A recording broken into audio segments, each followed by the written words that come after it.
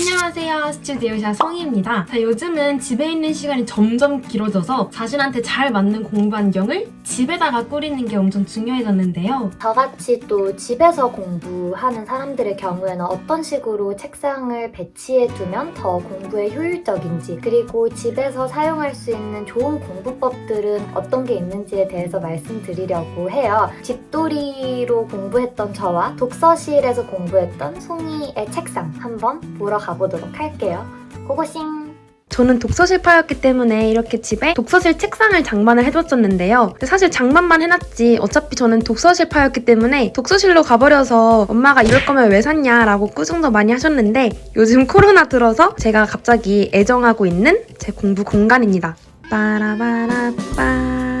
네, 제 책상 위 모습이고요. 저는 딱 이제 필요한 것만 책상 위에 있게 해서 필요한 걸 바로바로 쓸 수 있게끔 이런 식으로 Simple is the best. 짠! 여러분, 저의 책상입니다. 제가 나름 여러분들과 비슷한 마음가짐을 두기 위해서 저 옛날에 썼던 수능특강을 가지고 와봤어요. 옛날 추억이 나고 수험생이 된 것 같은 기분이 드네요. 제 생각에는 책상은 넓은 게 무조건 좋은 것 같아요. 지금 제 책상은 약간 좁은데 옛날에 고3 때는 엄청 큰 책상을 그냥 거실에 둬서 공부를 했었거든요. 저는 집에서 항상 공부를 하기 때문에 정말 책상에 온갖 것들이 다 올려져 있었고 공부할 것도 다 있었기 때문에 책상은 무조건 크고 넓은 게 좋은 것 같다는 생각이 들더라고요. 먼저 저의 공부 필수템들부터 한번 볼까요? 당연히 공부를 할 때 우선순위가 되는 것은 필통과 필기 도구겠죠? 저는 무조건 삼색 볼펜은 있었던 것 같아요. 그래서 항상 노트 필기 할 때 뭐 여러 색깔이 필요한 건 아니지만 이렇게 검은색, 파란색, 빨간색, 그리고 샤프, 기본적인 템들은 있어야 되는 것 같더라고요. 자질구리하다고 하면 할 수 있겠지만 저한테는 공부할 때 너무너무 중요했어서 포스트잇, 그리고 얘 뭐라고 부르죠? 작은 포스트잇이라고 하면 되나? 지금 제 수능 특강도 이렇게 체킹이 어마어마하게 돼 있는데 공부할 때마다 모르는 거 생기거나 추가적으로 필기할 거 생기면 무조건 이렇게 포스트잇을 덕지덕지 붙이면서 제가 썼었어요. 모르는 것도 이렇게 표시가 돼 있기 때문에 금방금방 볼 수 있어서 공부할 때 저는 정말 이 포스트잇이 너무너무 중요한 도구들인 것 같다는 생각이 들어서 저의 어떤 필수템에 넣습니다. 그 다음에는 이제 시계.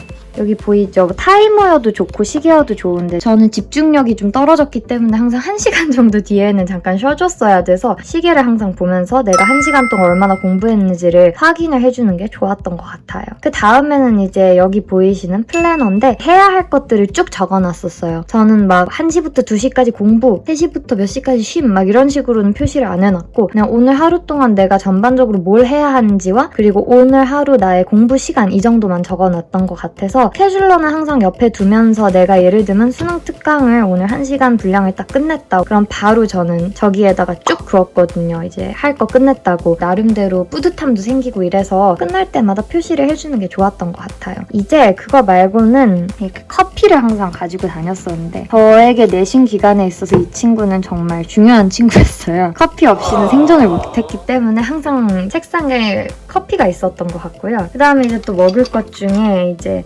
민트나 이런 사탕 같은 걸 항상 뒀었는데 정신을 차리기에도 되게 좋고 그것뿐만 아니라 저는 약간 입술을 뜯는 습관이 있거든요. 항상 공부할 때. 근데 그게 별로 좋은 습관이 아니라서 차라리 뭔가 입에 머금고 있으면 제가 덜 그럴 것 같아서 항상 저렇게 민트를 챙기고 다녔던 것 같습니다. 네, 그리고 저는 책상 앞에 시험 대비 계획표를 붙였는데요. 사실 저는 고등학교 때는 그렇게 계획표를 막 짜는 편은 아니었는데 오히려 대학교에 와서 계획을 짜기 시작했어요. 이번 시험에 있어서 내가 공부해야 할 모든 것들 이거를 세세하게 여기다가 범위를 적어요. 그리고 여기는 남은 기간 동안 어떻게 언제 볼 것인지를 다 분배를 해놓습니다. 자, 그러면 이걸 책상 앞에 딱 있잖아요? 그러면 내가 이럴 때가 아니구나, 이렇게나 해야 될 게 많구나 이러면서 막 마음을 다잡게 되고 또 공부할 때마다 바로바로 체크할 수 있어서 아주 도움이 됐던 것 같아요. 또 이제 이렇게 동기부여용이 바로 이 서울대 배지였습니다. 아무래도 고등학교 때 제 꿈이자 목표였기 때문에 되게 미니미한 사이즈였지만 그 힘이 되게 컸던 것 같아요. 책상 앞에도 두고 서울대 클리어 파일도 갖고 다니고 이러면서 계속해서 마음을 다잡았던 것 같아요.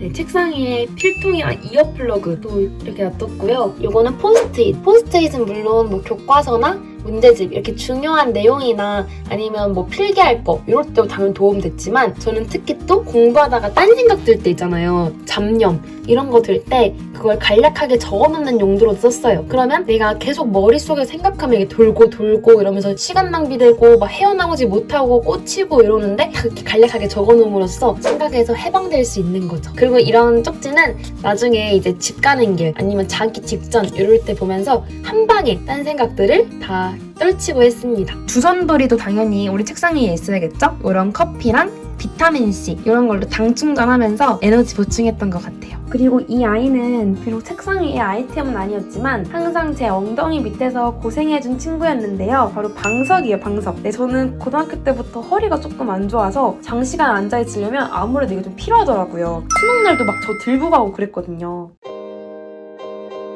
여러분, 우선 책상 위에 핸드폰은 있으면 된다 안 된다? 절대 안 된다. 저도 이제 책상 위에 핸드폰을 안 보이게 해야겠다 싶어서 제가 다녔던 독서실에 그 책상 위에 큰 사물함이 있었어요. 그래서 그냥 휴대폰을 딱 꺼. 그래서 거기다 넣어. 그리고 자물쇠로 이렇게 잠궜어요. 제가 심한 경우에는 시험 기간에 그냥 딱 자물쇠로 잠근 다음에 며칠 동안 안 보기도 했던 적도 있어요. 왜냐하면 내가 독서실에서 집 갔을 때 자기 전에 또 핸드폰을 볼 것 같은 거야. 또 핸드폰 보다가 다음날 졸고 차질 생기고 이러면 안 되잖아요. 그랬던 적도 있고 휴대폰 잠금 앱 같은 것도 해가지고 잠가 놓는다든지 이런 거를 많이 했었는데 괜찮았던 것 같아요. 그리고 집이라는 공간의 가장 큰 장점이 뭐냐면 스스로 혼자 있기 때문에 입 밖으로 소리를 내도 괜찮다는 점이에요. 저는 암기 과목 공부할 때 특히 집에서 소리를 내면서 암기를 되게 많이 했었던 것 같아요. 그러면 이게 입 밖으로도 나오고 또 귀로도 들어가기 때문에 되게 좋은 것 같거든요. 또 공부를 할 때는 지금은 없는데 옛날에 집에 칠판을 하나 뒀었어요. 그래서 칠판을 두고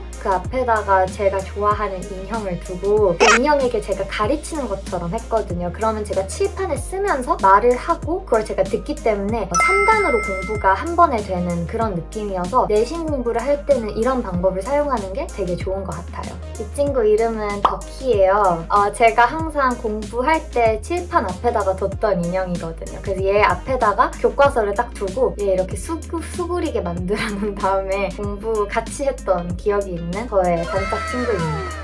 그리고 이제 책상에서 벗어나서 공부를 하는 것도 굉장히 좋아요. 저희는 집에 있기 때문에 좀 자유롭잖아요. 제 공부 방법은 서성이기 공부 방법이었는데 이제 도덕이나 기가나 뭐 정보라든지 이런 뭐 사회, 역사 이런 공부들을 할 때 무조건 암기해야 하는 공부들이잖아요. 이게 책상에 그냥 계속 앉아있으면 되게 피곤해진단 말이죠. 그래서 이제 집의 장점을 최대로 사용해서 저는 그냥 방에서 이렇게 서성이면서 일어나서 서성이면서 공부를 했었어요. 이걸 간편하게 하기 위해서는 교과서를 가지고 들면서 다닌 게 아니라 A4 용지 몇 장에다가 컴팩트하게 딱 정리를 해놨었어요. 한 3-4장으로 만들어서 일어나서 계속 쭝얼쭝얼 거리면서 암기를 했던 기억이 나요. 네, 여러분 지금까지 저희 책상 배치하는 방법과 공부할 때 여러 가지 팁들에 대해서 말씀을 드렸어요. 이러한 팁들이나 배치 방법들을 활용하는 것 역시 굉장히 좋은 방법들이 될 수 있지만 사실 가장 중요한 것은 여러분께서 최선을 다해야겠다는 마음가짐과 집중력을 가지고 공부하는 거라는 생각이 듭니다. 그래서 저희가 알려드린 이런 팁들을 잘 활용해서 그리고 최상의 집중력을 가지고 공부하신다면 뭐든 하실 수 있을 것이라 생각합니다. 여러분, 저희 책상도 재밌게 보셨다면 구독과 좋아요 부탁해. 안녕.